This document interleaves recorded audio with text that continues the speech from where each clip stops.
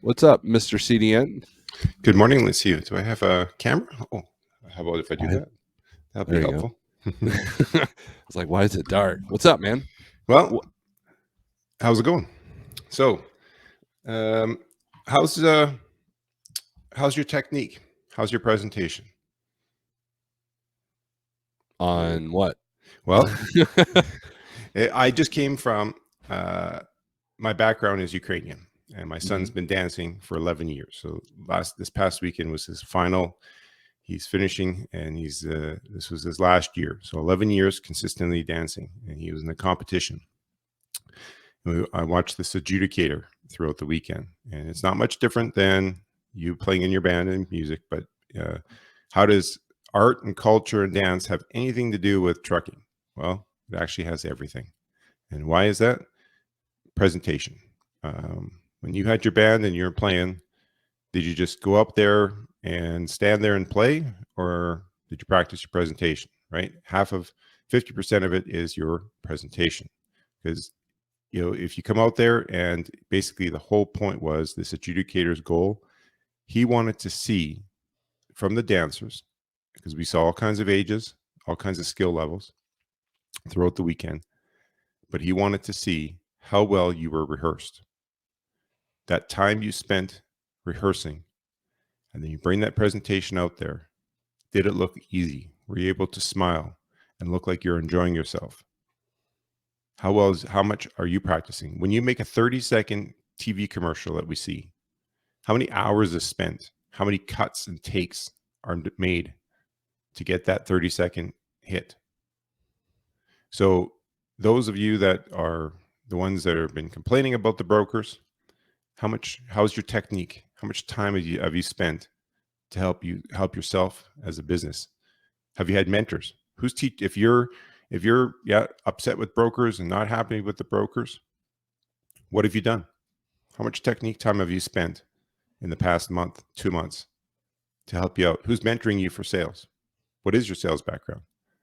And here, Steve, if you can even, if you need to step away, go grab a piece of napkin, blank napkin. Everyone grab a piece of napkin. Wherever you are, grab something to write down.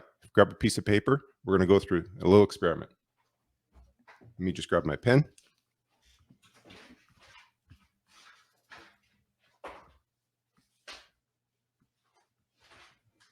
All right. I got my piece of paper. Okay. So hopefully everyone's got it. So what we're going to do, we're going to write down 5 characteristics, 5 things. If you had to talk to either you're a carrier and you're going to call a new broker, you're calling a shipper, you have 5 characteristics you need to write down. What, like five keywords that would then on this piece of paper. So 5 keywords. An example could be integrity. So take 2 seconds here, and you can play your Jeopardy music, and we'll each write down our 5 characteristics real quick here. Characteristics of what? That you would use to sell your trucking business and yourself.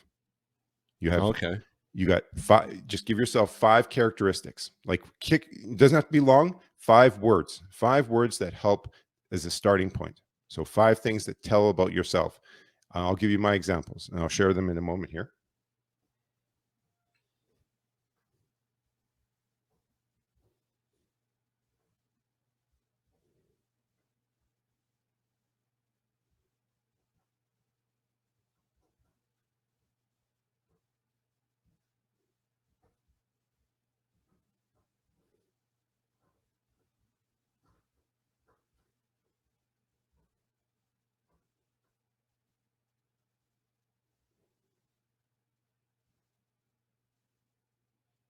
Done.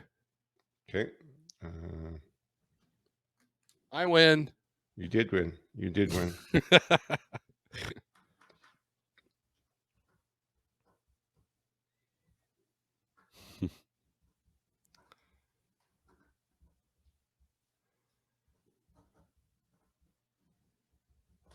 Okay, I got mine now.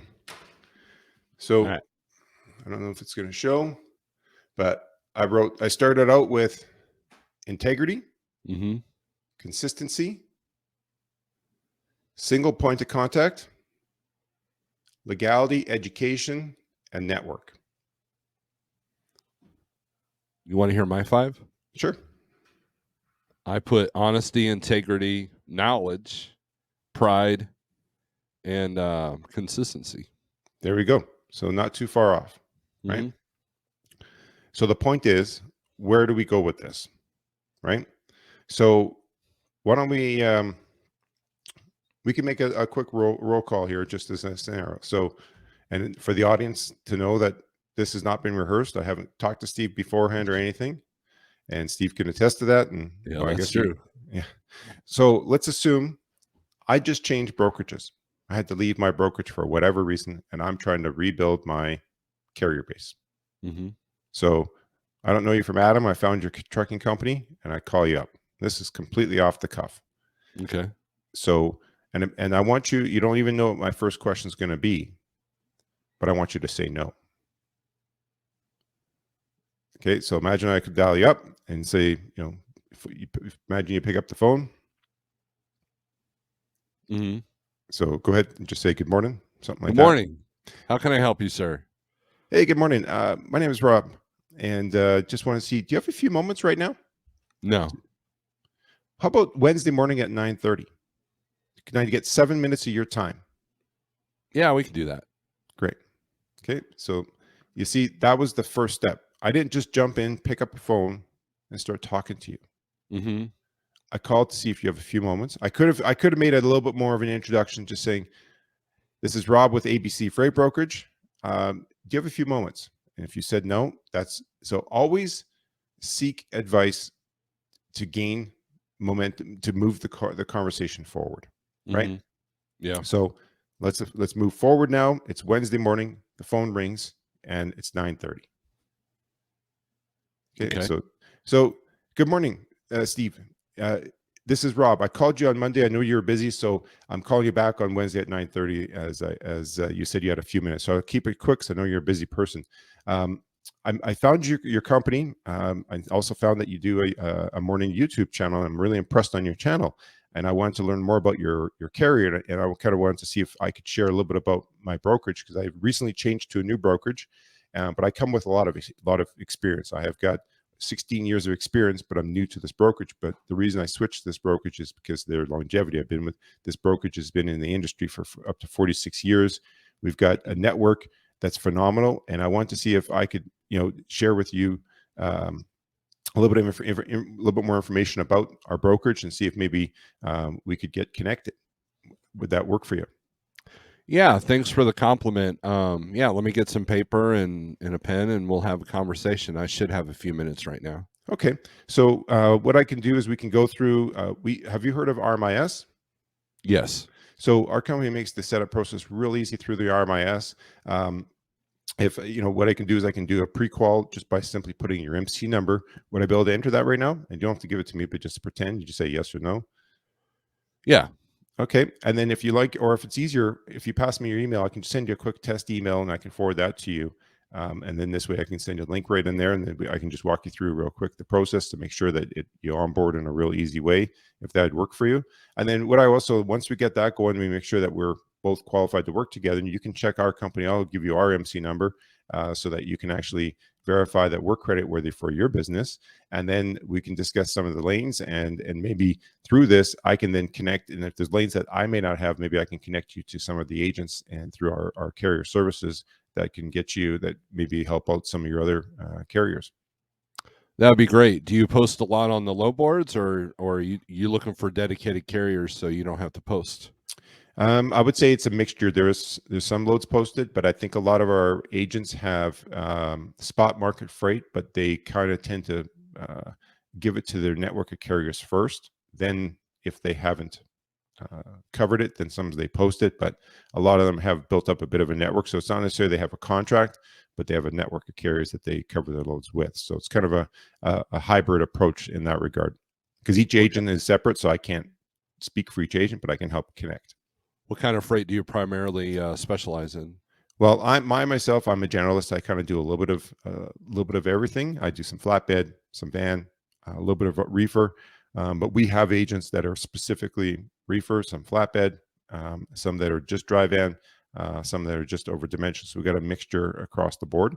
And that's where once you're set up, it's much easier that I can then create the network to show that you're set up. Because if you're not set up, then they're just going to, well, the first thing they're all going to ask is this carrier pre-qualified? So if we go through that setup process, then I can follow up with you in a short period of time and then make sure that we're up and running. And then from there, you can maybe identify, it might be faster if you identify some of the lanes that you're looking after, and then I can send that to my carrier services team and CC you into the email and then start branching out from there.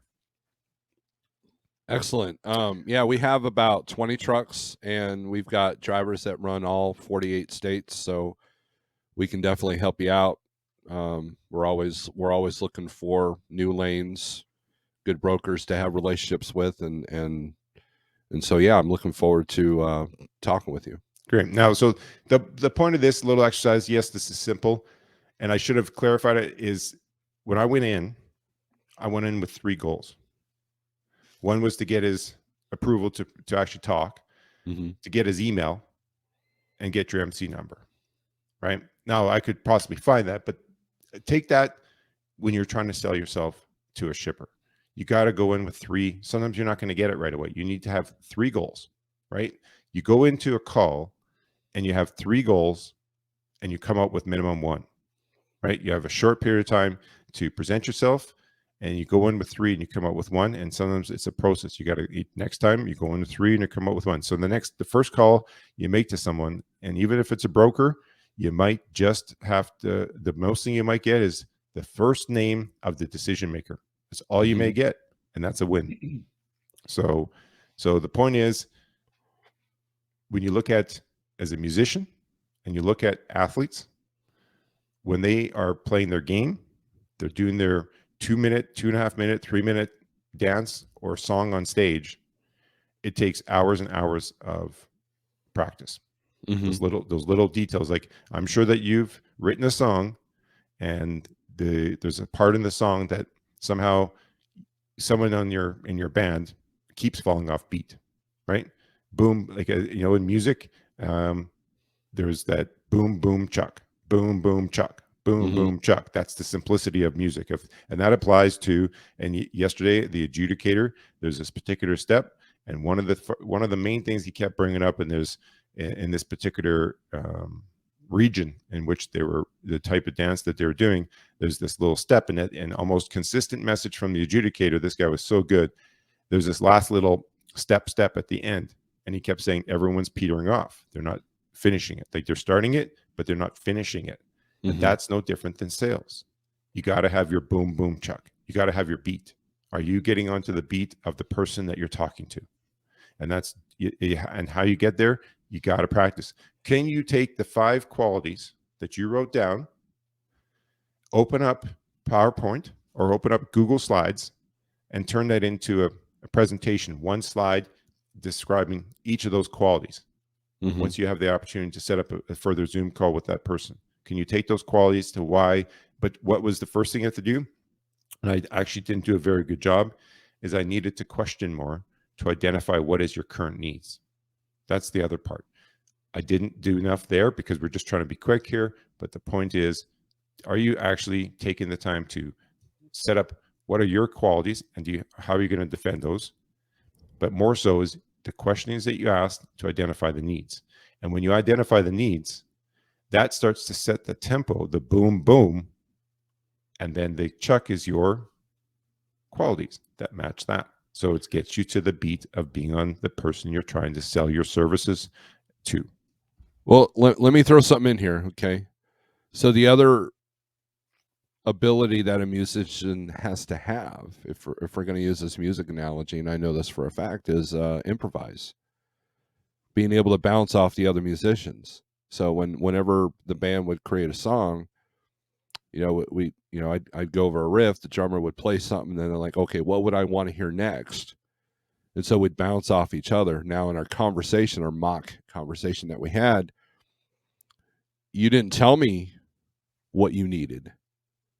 So what I did is I improvised, and I told you that we were a 20 truck company with carriers, with contractors that run all over, to kind of sell myself to you, even though I don't know who you are, basically presenting a possible need that you have. You might be like, wow, 20 truck carrier that goes all 48, man, this could really help me out. The only thing I did not reveal is the dispatch service.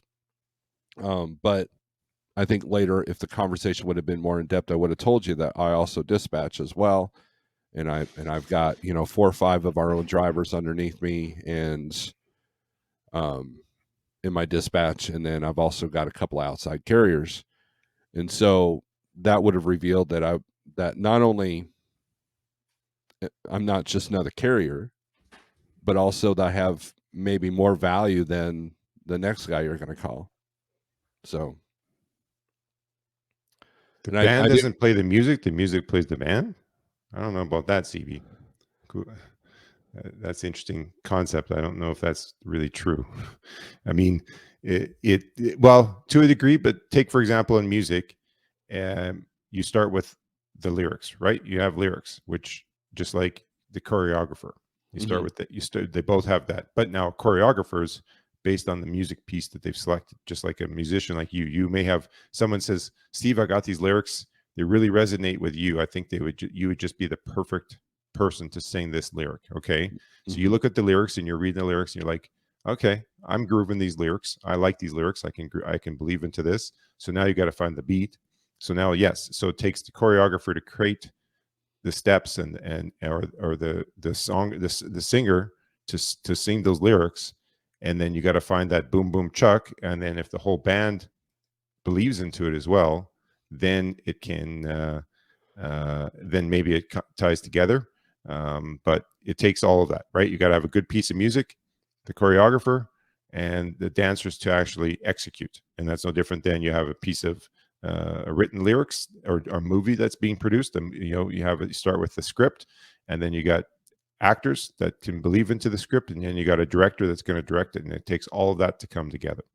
So, Well, to CB's point, so band doesn't play music, music plays the band. From a musician standpoint, that's true. There's not one set formula, and that's why you could I've jammed with the most skilled musicians that knew more theory, that could outplay me on the guitar, but yet they couldn't compose a song. And so when it comes to, if you want to relate that to sales, you can have the best script, but if you don't know how to talk to people, I mean, that's the problem with most these robocalls is someone talks to you and they give you their spiel, but then when you start asking them questions, and I have this ability to find the brokers that don't have the ability to talk to people, and so to CB's comment, there are times when as a musician you have to orchestrate and structure, yeah, that's but fair. then other times you have to feel where the musical conversation is going, and that's what I do with the Okay, so physical that actually, so conversation. CB does make a great point, because that right there, what you said there is you have to feel out how the conversation's going. And Mm-hmm. that's why when, like, if you haven't made a lot of calls in your time, you need some mentors, because that's how it starts. You go in with a call and you have questions. You say to yourself, if they say yes, then I ask this question. But if they say no, then you ask this question. Like, for example, if you would have said to me that yes, if we would have had the further conversation, I was trying to keep it really short, but we would get into, if you're saying yes to getting on board with us, I would obviously be able to confirm your insurance, making sure that we meet all those things. But if you would have said to me, you know what, no, I'm actually not really looking to add any more brokers into our carrier network at this time, I would say, okay, can I ask you a quick question though? Is what what's making, like, the brokers that are working well for me, what's really doing so, what are they doing so good for you, just so I can gain some insight. Maybe through Mm-hmm. that, all of a sudden you're like, well, this and that. And then I may hear something that may then all of a sudden ask another question.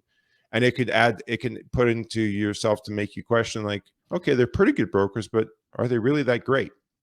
Right. Like, so you're trying to find an angle. And that's what sales is in the world of trucking. Like, what do you think brokers are doing? Brokers are out there that call shippers, are finding a way to identify a need, and they're trying to match the services to that need. And then once they get the freight, then they try to match it to the carrier, right? I think where a lot of people fail is the next step. For example, at the in the around 2017, 2018, we would go to the Great American Truck Show in Dallas, and Convoy had these kids. They're like young 20s, basically walking around asking why they liked Uber.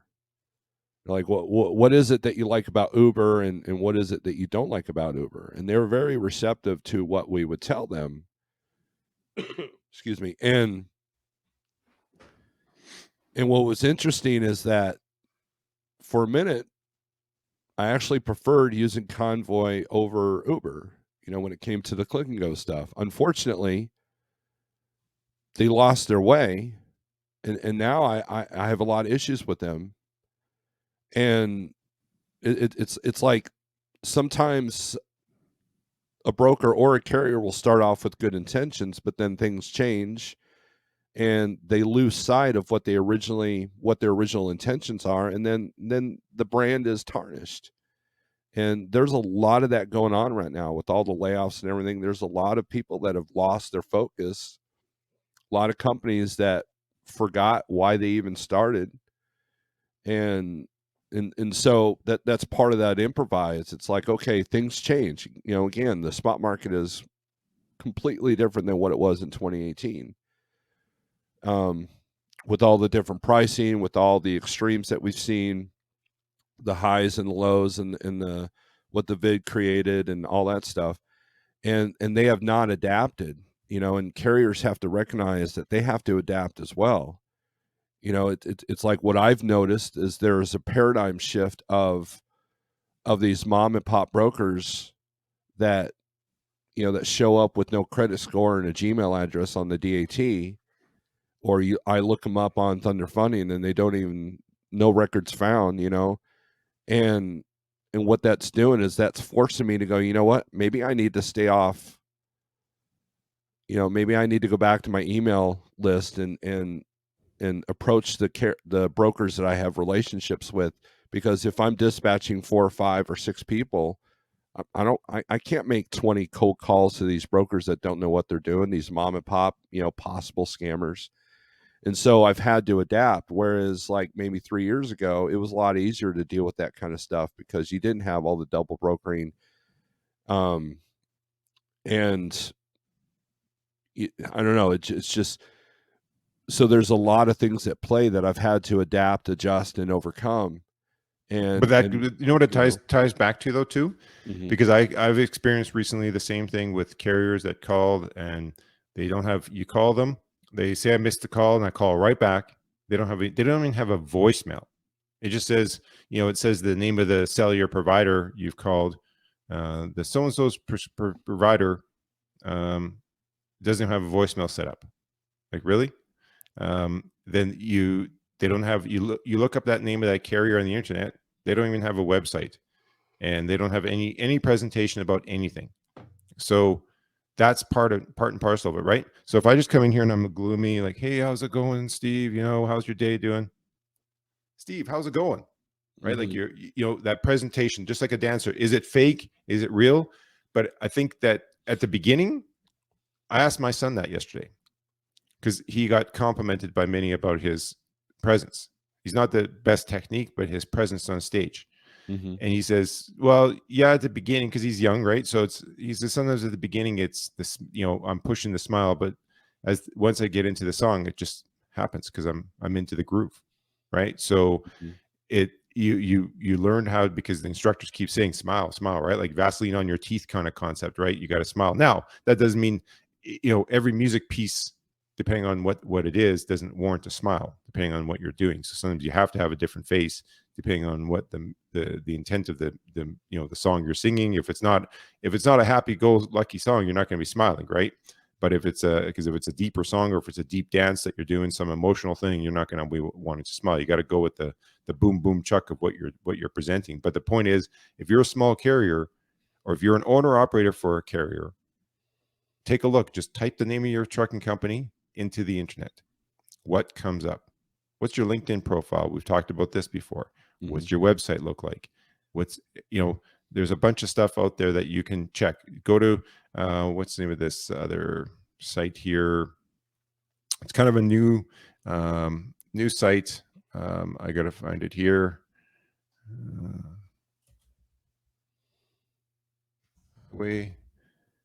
It's called gohighway.com.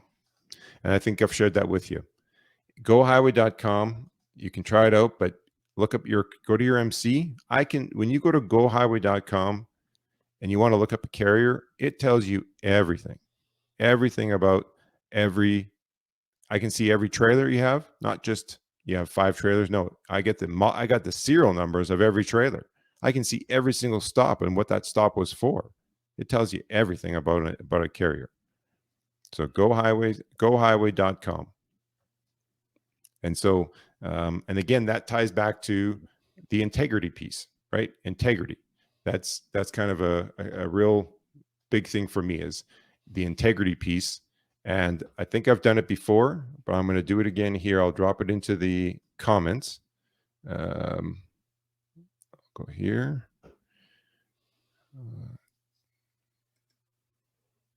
And I have an article. This article is fairly in depth. It's a hard read. It's not super hard, but it's a moderate read. And I believe that this is an article, when I was taught it and had it, that basically you need to read it twice. This article, I'm just going to log into your channel, but basically you need to read this article twice. And why I say you need to read it twice is you read it the first day. So if you're a driver and you got your 30-minute break today, read it once. Then again, next day, like so today, if you're, I'm just going to mute myself so I don't get, sorry. This is the article. I'm going to pop into the comments, but read it once today in your 30-minute break, and then read it again tomorrow. And I was introduced to this article 8 years ago, and it really shifted my business. And I do everything integrity. Without it, nothing else matters. Here's the link. So this is a link to my shared drive file for this folder. So basically, anyone wants it, I've given it to you for free. And you just have to click the link, download the PDF, and you can check on your end, Steve, if it works. Save it and do with what you want. But I can tell you that article, this way you'll after you read the article, it'll help you shape further your business. And again, do you have a mission? Do you have values that you list, even if you don't have them publicly, but do you have that prepared somewhere, that if you want to sell yourself and network and prepare your business to be better aligned with other high-end shippers, high-end brokers, then this article can help you. And create that presentation for your business. Practice it. Don't just make it up and stumble and fumble. Use as many times. Sometimes you're going to call people, like even if you're not used to calling people, call brokers, talk to them. Use that as a chance to practice, right? Practice and see what you can do. If there's brokers out there that you don't like, instead of complaining about it, if you've moved a bunch of loads, but you don't like their recent actions, but you have a history of moving loads with them, call them on it. Find out how you can get in contact with their operations manager, their CEO, request a meeting. I guarantee, and they might say no. Call back again, just saying, look, I'm looking to have a meeting with the operations manager or the vice president of sales or operations, and just say, look, I'm just looking for 5 minutes. Hey, I have a history. Know your numbers. I did 50 loads with you last year, or 50 loads in the last 2 years, right? And I'm hoping that warrants 5 minutes of time. Share what you update, talk to them. You don't have to yell at them. Share what you're doing, how you've improved your business. And you can ask them what's going on, like have they had a big shift in employees? Do they have lots of new staff? Do some questioning to gain insight. And then through that, you can then professionally express your concerns that have been going down and how it's impacting you, and seeing what their response is. And if they just say, if you don't like it, then don't use this. And if that's the way the conversation they want to go, then you know. But sometimes maybe there is a group of young people and there's some manager there. All it takes is one team leader overseeing 6 agents. That team leader has a kind of a style, and these other agents are new or not buying into this team leader, and it can affect the whole bunch. And all of a sudden, when the CEO, someone above that, doesn't realize that the impact that they're having, then all of a sudden you bring this out. Maybe they realize that person's got to get some corrections, or they have to find someone different. So the point is, when you're talking to people, you got to practice. If you've not done enough sales and you want to get into that, if you're in that part of the game, you have to practice. I cannot emphasize enough. It doesn't happen. Maybe there's a few where it just spills off your mouth and you're brilliant. Great. Kudos to you. You didn't have to do a lot of practice, but the only way that you get better with selling yourself is by talking to people more and more and more. You're going to stumble and fumble, and that's what it's about. Stumble and fumble with the small ones, so that when you get the opportunity to talk to someone who matters, you're polished and your presentation is where it needs to be.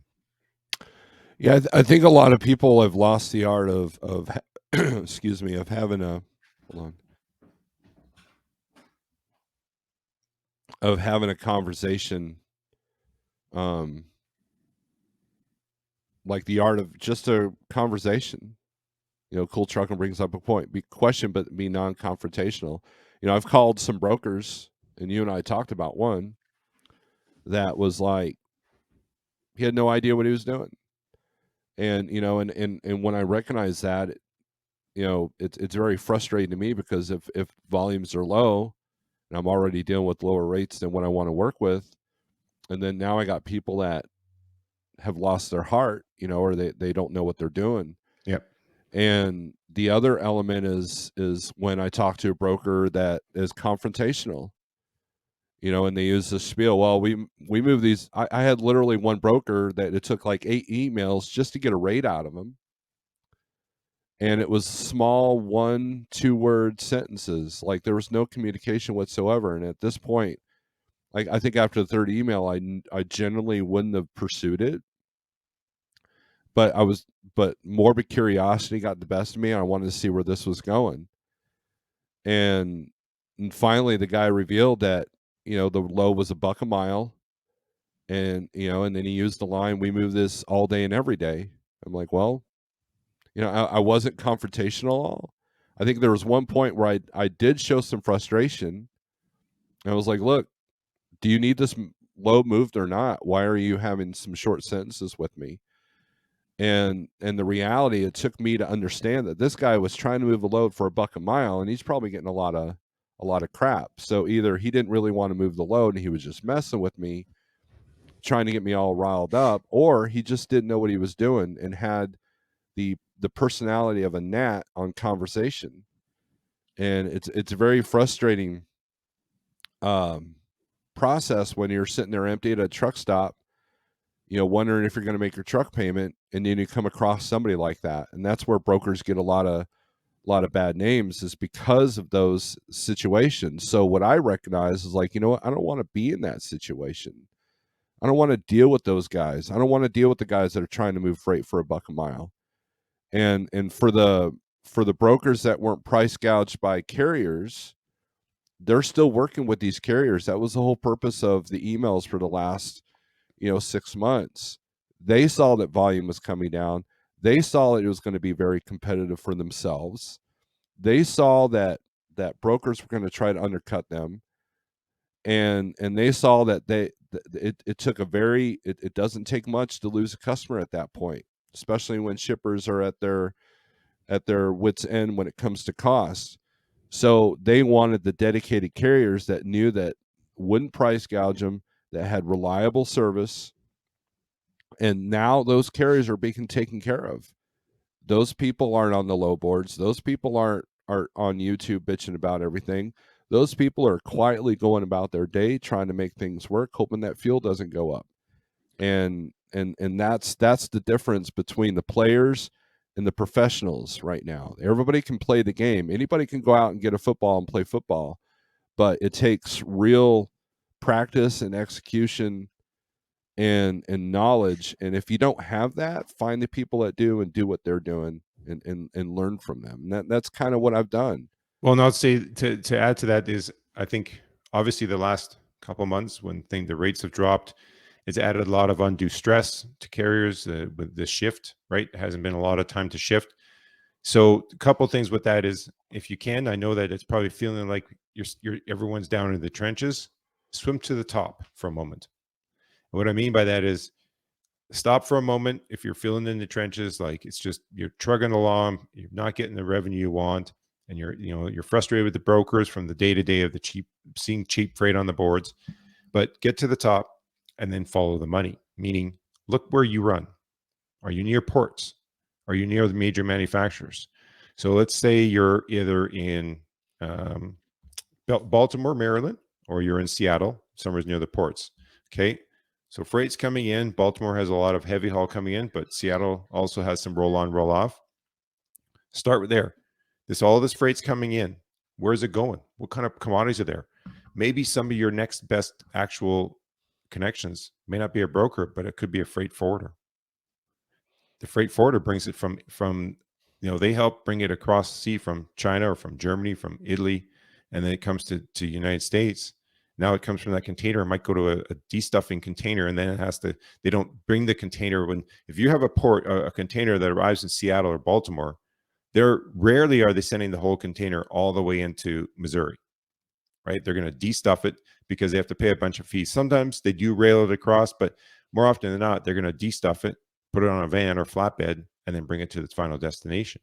Mm-hmm. So how can you get that piece? Right. So you got to look, you got to stop, and who are the players? Who do you need to connect with? Because I can tell you that when you have those better connections, you're gonna find some stuff that's not visible to the general public. And part of that would be in your practice, your technique, and your presentation. Study your insurance policies, because that's a big factor. What if there's some kind of a created engine inside a container, in a 20-foot container? It's 20 foot by 4 foot wide and 4 foot tall. That can easily go in a van, but it's worth $750,000. Are you set up right now? If I called you or someone called you on a load and you're like, I like the rate and everything else, but you need to get a rider. I've never done that. How do I do that? Who do I talk to? Spend the time now. Call your insurance company saying, how does it work to get a rider? How long does it take? What email address do I send? Can you give me some ideas how much it typically costs? So that when the opportunity comes, you've got the process. You know the process. Study and understand your insurance policy on cargo liabilities, so that when things go down, do you have in your truck, do you have your own company claim form to fill out? Right? You have to, if a claim happened, whether something in the product, do you have a claim form? Do you have a process? Take of step 1 through 10. If something happens, are you going to take pictures, submit to who? And then if you're one carrier, right, and you have a $250,000 or $250,000 cargo insurance policy, and something happens, and maybe you were at fault, you're like, yeah, I screwed up. It happens, right? Mm-hmm. So what's your break point? How much are you willing to tolerate as a carrier? Because obviously every time you make a claim to your insurance company, it affects your next year's policy, right? Sometimes not. Some policies may have, maybe your policy says you're allowed one claim where it doesn't affect you. You put 2 in, now you're affected. I don't know that. Yep. Maybe your one person's policy may say they have 0 tolerance. Others will say, oh yeah, my policy says I'm allowed to put 1 claim in. Okay. But you put the 1 claim in, but what's your deductible? Is your deductible 5,000? So that means that any claim less than 5,000, you're not going to put in. That's up to you to decide. All I'm saying is, you don't have to spend hours on it. How about 10 minutes a day? You got a 30-minute break every day. Either you could work out, train or something, or you can spend in that 30 minutes, you could do 10 minutes of something physical. You could do 10 minutes of preparing to sell your services, and 10 minutes of spending time with studying your insurance policy. And then you got 10 minutes to go grab a coffee and go to the washroom. Maximize your time. I'm not saying that's exactly, I'm just giving that as scenarios. Break things down to small chunks. Doing daily over time will lead to success. Yeah, I definitely believe in that. That's kind of what I've been preaching on everything, including stuff outside of freight. No, it's great. And here's going back to the music thing, the ability to improvise, adapt, and be flexible. Like, earlier you were talking about, where follow the money, right? Well, traditionally, and this is what's throwing a lot of people off right now. Traditionally, I can always send a truck to Ohio, Indiana, and Illinois. No problem. I don't even have to look at what the market's doing because I'm getting out of there for a decent price. Then one day it stopped.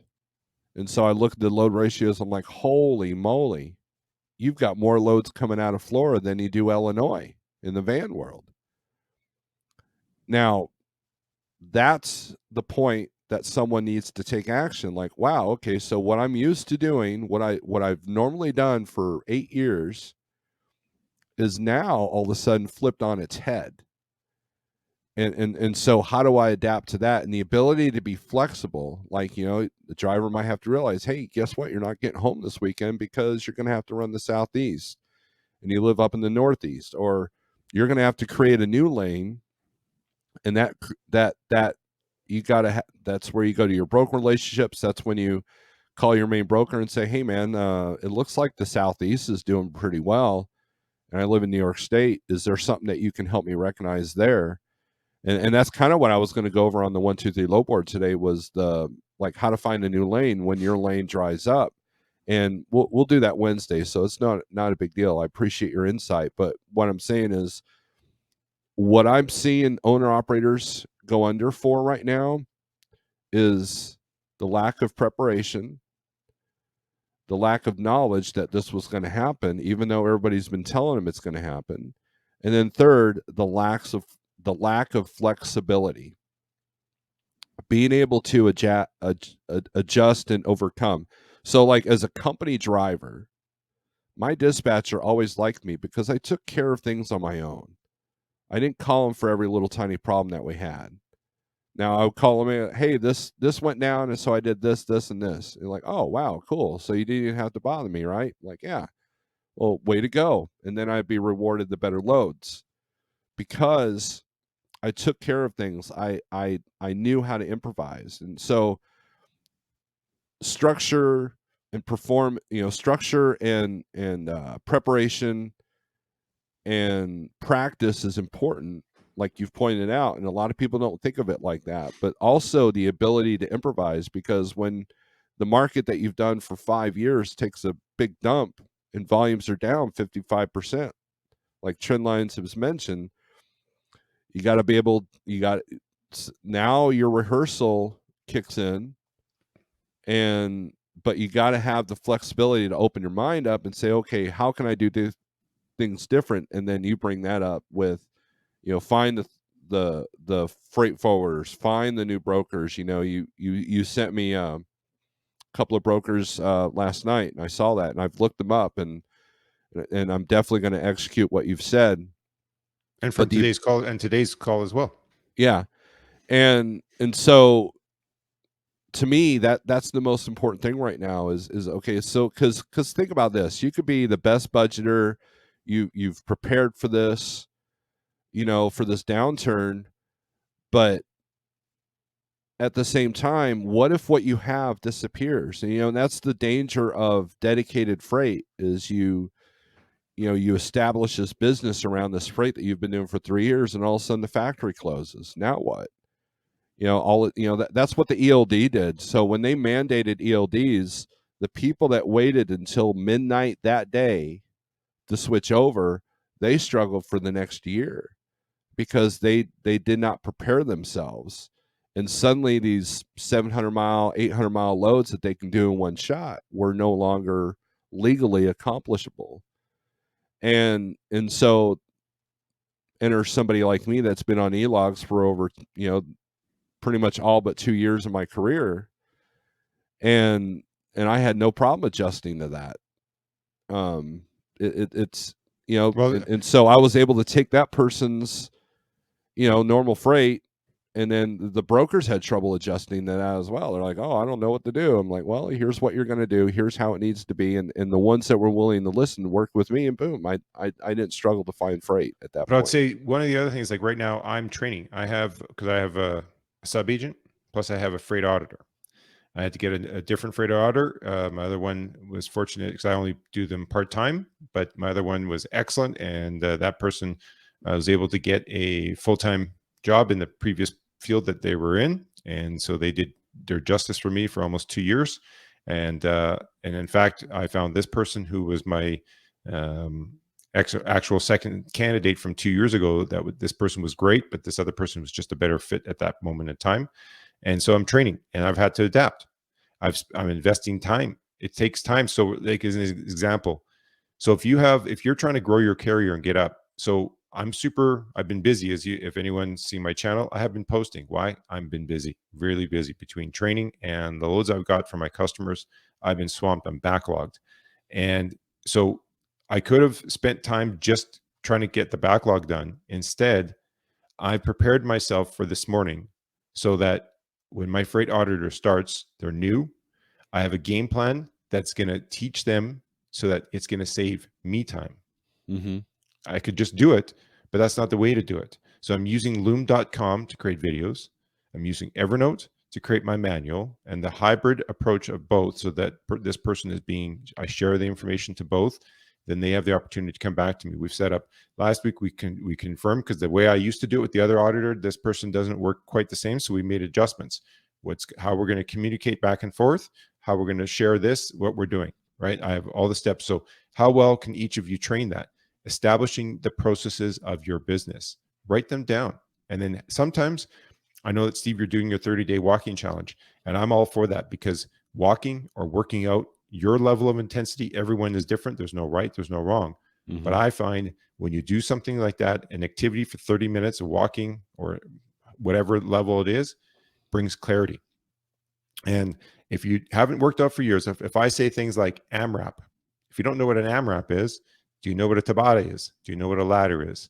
If you don't know any of those things, AMRAP is as many rounds as possible. Tabata, it's 20 seconds on, 10 seconds of rest, and you do that for 8 rounds, right? So there's ladders where you do 30 seconds of work, 30 seconds of rest, then 45 seconds of work, 30 seconds of rest. So you could do simple things like on your walk to change it up so that you don't get bored in that 30 days. Maybe for 20 seconds, you walk faster, then slow it down for 10 seconds. Then do that 8 times just to get some variety. That's all it is, just a slight change. Walk backwards for 20 seconds, then turn forward. Walk backwards for 20 seconds, turn forward. And sometimes when you do these things, something that's been egging you, when you've done something like that, then you come back and have a shower and you get that fresh, all of a sudden you get clarity. Those problems that you're bogged down on, sometimes that change, that going outside, can bring the clarity. So establish your processes, practice, bring your business to the next level. Practice your technique, which means, do you have a vision? Do you have values? If you don't, start to establish that. And if you're an owner operator for a carrier, when's the last time I'm not going to point out any carriers, but you actually got together as a group and kind of like a mini conference? And if you can't get together as a group physically, it doesn't cost much. Purchase a Zoom for a month, because when you do the Zoom, because the free Zoom only gives you 40 minutes. Buy the other one. You can set up a Zoom call for your owner operators, but have a plan, right? Get together, pre-list some questions, like make a topic, say, okay, we're going to do session 1 for an hour, and have questions, so that if someone is out of the owner operator group, maybe someone's the expert reefer person, and they can present some information, discuss, even though you're all independent owner operators, but come together to bring your knowledge together. Have you done that recently? It's amazing when you get together, because the reason I'm saying this, I get together with our brokerage once a year, and next week is our time. And we get together, see agents, we get to see the management. And this time around, they're using some nice technology, the sessions. They have some breakout sessions, and we're exactly what I'm talking about. They have the topic. We're pre-posting the questions that we would like to see, and sure, there'd be some opportunity for on-the-fly stuff. But the idea is they're setting up the stage so that they're bringing focus to the topic, so that they can stay focused for that time period of that panel session. And they have different things going on, different sessions throughout the weekend. So it's a fantastic opportunity. So and when you come out of that, you get inspired, because you're talking to other people and finding out what they're doing. How are they adjusting? How are they changing? It's amazing when you can get together with similar-minded people and it's a chance that, just like you guys go to Mid-America, but it's taking it a deeper level because, Mid-America, it's just so busy and so big. But if you're specific to what you're doing on a day-to-day basis, you actually get together, and it doesn't, in person is best, but if you can't do it, do a Zoom call. It's amazing. Instead of don't make it a bad session, just make it a positive sharing of knowledge and how we're adapting, how we're changing. Let me ask you a question. So I hear a lot of people say, well, CDN's got great advice, great knowledge, but man, that's too much for a one truck operation like me. So I don't even think it matters. What message do you have to someone that might say that to you? Well, if it's too much for you, then why did you want? I'd go back to the beginning of the why. Why did you go out and get your own authority if you weren't prepared to do that? Because did you study enough to understand that if you have your own authority and you came into this game because you had a connection, maybe there was, and I can use this as an example. There was a carrier that I used to give a lot of loads to, and he came out, he bought the truck and the authority from a guy that was retired. And this guy had a contract picking up in Tacoma and would come back to Alberta. It was hardwood flooring. So he would go there, and I met him because one day he found one of my loads going back. At the time I was selling a load from near Edmonton going back towards Seattle, it was real close to where he was picking up. And so I actually met the guy, took him out for dinner, and we had a nice chat. And when we did that, boy, I had an excellent relationship. So the way it worked was, he had this contract where literally he set up. He was great because he would drive down to the shipper in Tacoma, and he'd back in. They'd leave his cord out so he can plug into the shore plug in his truck. There was a gym down the street. He bought a membership. That's how he'd do his showers. And there was a Starbucks up the street, and that's where he'd get his coffee. But he brought his own food. So then what he started doing, these loads would come to Edmonton, and through our connection, basically he would call me or I'd call him, and I'd say, yeah, I got a load for you. Then he would stay the night because he always came through on Thursdays, and my loads were always picking up on Fridays. Mm-hmm. So if I had the load for him, he'd stay the night, and then he'd pick up, he'd go home, and then leave on Sunday, make my delivery Monday, and then he just wash, rinse, repeat that's all he did. He traveled basically 4 days a week. He didn't go all over the place. He had a specific, and then eventually he stopped using me because through his connections on there, he ended up getting a return load out of Vancouver that brought him back to Alberta, and he didn't have the time for my stuff. So because he stayed in his lane and he stayed focused and he had a plan, and he kept his costs low because he didn't eat out. He was healthy. He was working out at the gym. He had a niche market. He had a beautiful truck, dry van, but he just had a niche market. So the point is, if you came out during the high times or whenever you came out, if you've established your own little network of people and things are going the way you want them to go, then yeah, you don't need to do all that stuff. But if you're in the trenches and struggling from load to load to load, how can you bring that consistency? And that is by doing these things. I've shown you before that banana website. He's one guy. He's Don, right? With Go Bananas, gobananas.ca, I think it is. And I've shared that website before. It's also on DIYs, our 3-hour session we did. I showed that on there. And Don is a one truck operator, but he's got just one page website. Why? Because it explains his history. It shares his services. He's got, with your LinkedIn profile, just these little details. How can you connect yourself? Because if you don't have, and the other thing I'd say is, why does it matter when you're a one truck carrier to have all these things? Goes back to what I said at the beginning. Your presentation, how you're perceived. If a broker searches your company name, finds you on LinkedIn, and then sees your history that, hey, you worked as maybe you were doing something before. I don't know. Maybe you were a welder before. Maybe whatever you did before, and then you got into trucking and showed that you worked at a carrier for 5 years, and then you went out and got your own authority. So you see that you were at Sunburst for 5 years, then you're this at 5 years, and then this at 5 years. Guess what? You're showing consistency. You did things in logical steps. Now you look at the website. He's professional. If I call you and you don't pick up the phone, you have a professional voicemail. Hi, this is Rob with ABC Trucking. I'm currently driving. Please leave a message and I'll get back to you. Or maybe you set up, I've talked on this before on DIYs. Use get a VoIP system. So you can press 1 for sales. You make it look like you're bigger than you are. Well, why would I do that? Well, 1, it can help you filter. because the important messages will come to you. Because you could even have it if you're a one truck operator, and if there's calls you don't want to miss, if you have that simple VoIP system, one phone number can allow you to have multiple extensions, so that the important calls could maybe go to your wife if they're willing to take those phone calls. So you could have one for sales, two for dispatch, three for safety, or three for administration, or three for whatever you want to call it. Mm-hmm. So it just helps you filter. So this way, when you stop, you go to when you stop, then you deal with your voicemails. So the idea is that you've established that when I'm driving, I'm not going to be interrupted. My focus is driving, right? Right. So that you've established yourself as being a legitimate carrier in the player. So that's all it is that why does it matter? You need to make a presence so you can build networks. And through that, you might just be one truck and you have no plans of growing, never to add any more carriers, but the point is, because what if you lose that connection and you need to find someone else? You have all that steps in place, because guess what? Once you've done all this, you just have to wash, rinse, repeat to the next person you're building a network with. So, but we'll stop it there because I'm gonna have to get going. All right, thank you, CDN. Your insight is much appreciated. I think it's more valuable than what people realize, and I appreciate your friendship and I appreciate your insight. Everybody, go check out CDN Freight Brokers channel. I haven't been posting a lot there lately, but I'm still new at it. But I will get to it. Give me a couple of weeks. I'll be busy the next couple of weeks still. So I hear you, man. I hear you. So all right, thanks, CDN. Thanks for coming in, man. We'll talk to you later. Have a good day, guys, and everyone else. All right.